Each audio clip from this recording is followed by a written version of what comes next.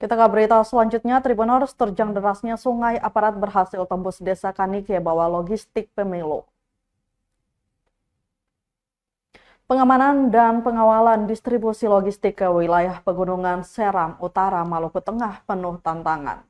Pasalnya saat distribusi logistik Senin 25 November 2024 terjadi hujan lebat yang menyebabkan meluapnya sungai. Personil kepolisian, petugas KPPS, PTPS, dan sejumlah porter terpaksa menerjang derasnya aliran sungai. Mengangkat tinggi kotak dan surat suara di atas kepala, mereka berjalan pelan melintasi lebar sungai yang mencapai 25 meter.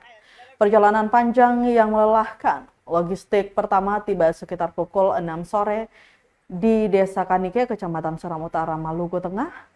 Kabid Humas Polda Maluku, Kombes Pol Aris Aminullah mengatakan dengan situasi tersebut lanjutnya distribusi logistik pemilu baru dilanjutkan pada Selasa 26 November 2024 sekitar pukul 7 pagi menuju Dusun Silumena, Desa Manusela.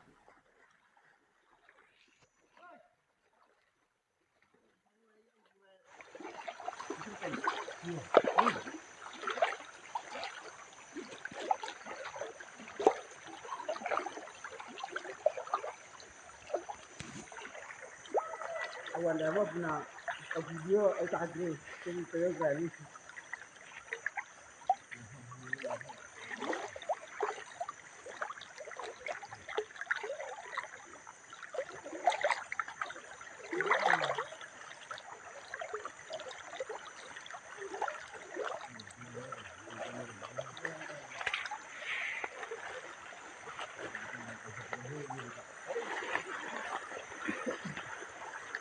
Download Tribun X sekarang, menghadirkan lokal menjadi Indonesia.